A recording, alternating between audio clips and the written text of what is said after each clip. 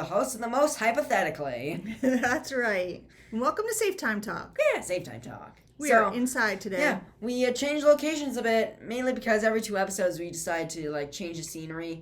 So presumably we may head back upstairs one day, though that's probably in the far future.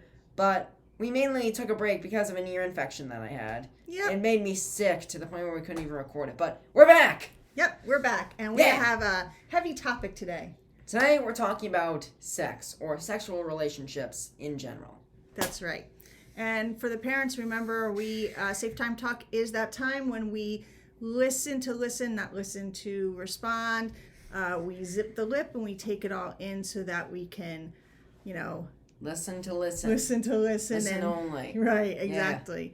Yeah. Okay, so let's get started. So what questions do you have for me today? Well, I'm going to ask 3 questions. Stacy here, my mother, is going to answer, and we can probably clarify some facts if we have time. Right, I can we'll say a fact that I think is correct, and she can clarify. Well, we want to make sure they are correct. Yeah, but that's not guaranteed. But anyway, first question. What's the appropriate age to start sex, whether you're married or not? Okay.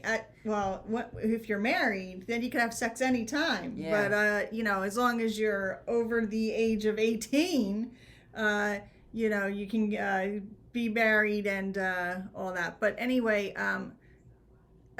remember, there is no age limit, okay, or age minimum. It's not like a ride. You have to be this tall to ride this ride, or this age.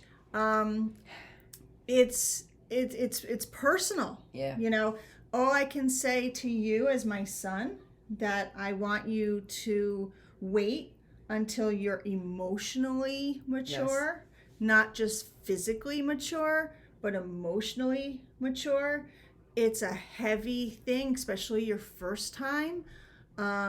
It is something that you need to know all that can happen. That means that there could be pregnancy that happens. Things do happen. Condoms break. Sometimes, birth control doesn't work. There is that 1%, and it does happen. Also, STDs, you can, if you are able to understand all that goes on with sex, and you're able to handle that in a mature way, then you could be ready. I would prefer you be over 18. I would prefer that you be in a loving relationship where you're with someone who cares for you. Yeah. Because correct. This is it's a tough question because it is something that is emotional. But with that said, with emotions have to come the mental maturity to handle that. And being young, and sometimes you get caught up. Sometimes being young, exactly. You get caught up in the emotions of it, and you gotta stop and you gotta realize that this might not be for me, and not be pressured into it, because you think others are doing it, I gotta do it, because that's probably not the case. Now, precisely, to go back to a previous point, a parent's advice is the best advice you can get, because advice from strangers may or may not lead you the wrong way. Someone can try and make you do something that you don't really want to do in the end, which we'll probably get to soon. Right, yeah, I think that was one of the things you wanted to talk about, right? But on that note, we now come to the second question. I don't want to offend you on this, but on a personal experience, how should you handle rape? Okay, so rape can be either way, a male or female, okay? It's not just a woman who's raped. And when that happens, and if it ever happened, you have to get help right away. You have to reach out to someone. Don't keep it inside. Don't keep it a secret. Don't, go home and take a shower and want to wash it all away. Get help. Talk to someone right away that you trust. If it's not a parent, then it's a friend. If it's not a friend, then it might be a teacher. It may be a neighbor. anyone that you know that you can go and talk to, go and seek their help. Get to a hospital, get checked out, write a report. Sometimes things happen, it's called date rape, where you're on a date and you think things are going well.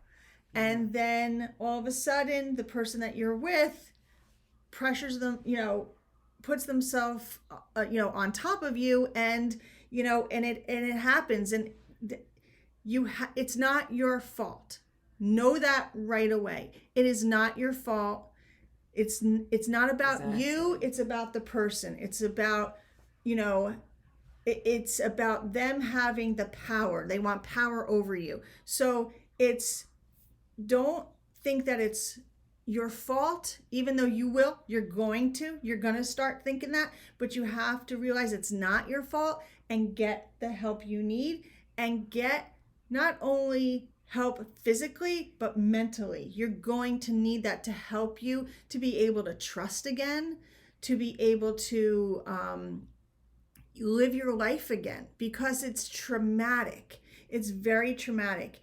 And you don't think it's going to happen to you. And when it does, I hope it doesn't happen to anyone who's reaching out. And if it has happened and it's been a while and you kept it to yourself, talk to someone, tell someone about it. If it's way past the point of, I can't even, can't go to the hospital or anything. It's been days, weeks, months.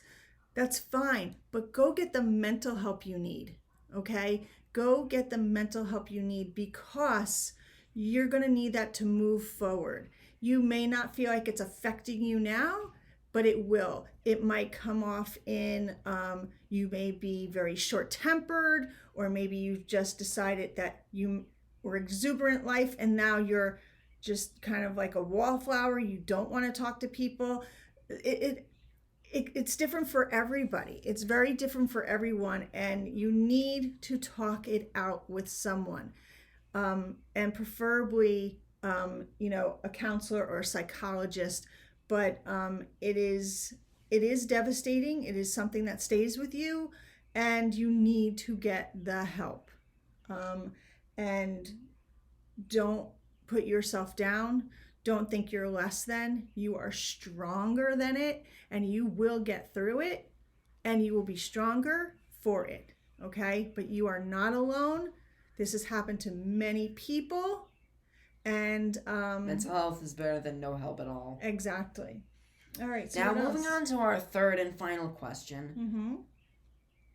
What should you do if someone tries to tempt you into having sex with someone else? Like, it could be the person who wants sex, or like a peer or a colleague that says you should have sex with that person.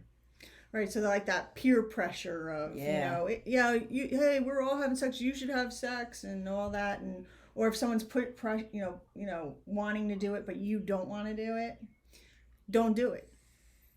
Okay? You don't let other people tell you what to do. And that goes for anything in your life. Don't let anyone tell you what to do.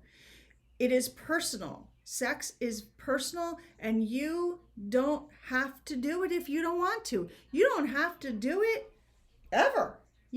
Just because everyone, I'm doing it, you should do it. Oh, she really likes you, or he really likes you, and you guys should do it.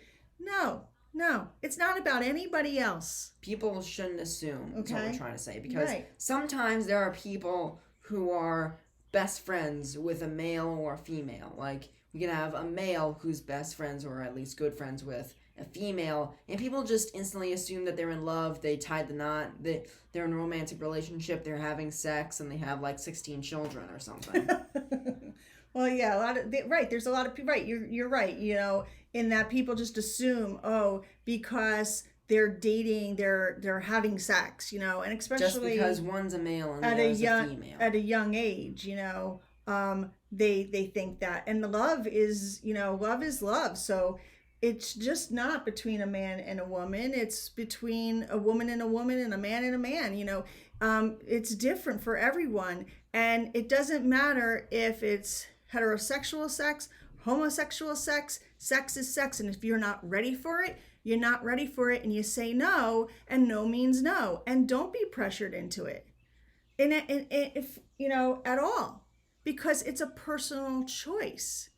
It's nobody else's choice. Nobody gets a say in what you're going to do with your body. It's your body. Own it. It's yours, and it's the only one you're ever going to own. Right.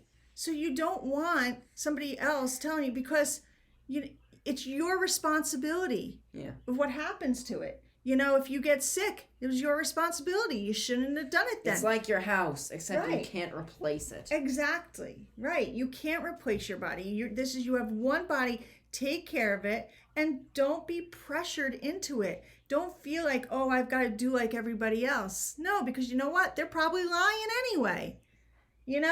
So it's I'm getting very passionate about this because I just want people to know that it is your body, your mind. Don't let anyone tell you or pressure you into doing something that you don't want to do. Why? For them to like you?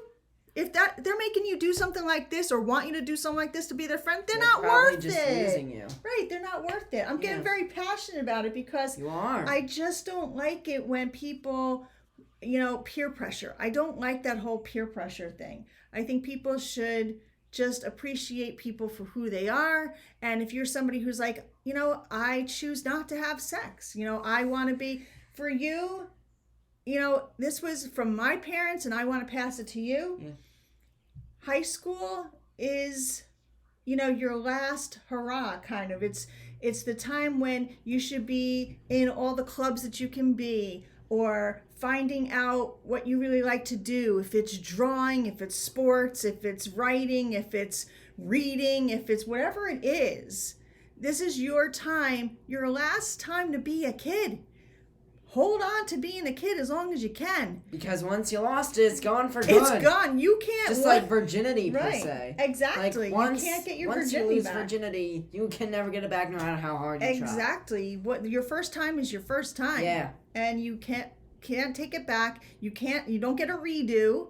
It's what it is what it is. Because like life, once it's gone for good. Right. And nothing can be changed about it. It's permanent. No. So just make sure it's what you want to do, know the risks involved, and be able to handle it physically and mentally. Exactly. Right? Anything else you want to talk about? Well, that was our 3 questions, so I guess that's pretty much it for now. We don't want to go too far overboard with this idea, so... Yeah, maybe we'll bring it up another time with more questions or different things, or if someone has a suggestion. We can always do, different kinds of, topics that we can do. And we can always come back to this, because that's what Safe Time Talk is about altogether, That's right. All right, so... That's it? Yep, that's it for our show today, so be sure to tune in next time and watch other videos that we've made together, or just usually me or you. Yeah, and at the end, I think what we'll do is we'll put some reference books for you out there, especially if you're a parent and you're like, I don't even know how to start talking. I started talking to Callan about sex and his body probably about 5th grade when he came home asking some questions because he heard some things, And I didn't even want to talk about it ever again after that. So I'll show you the book that I used. It's called The Big Secret, and that was very helpful in being able to talk, have something visual there to help me, help him, and so we'll put some reference books out there for you. If you have any, and we'll also put the line out for rape or physical violence, a number, if that has happened to you. Remember, you're not alone, and it's not your fault.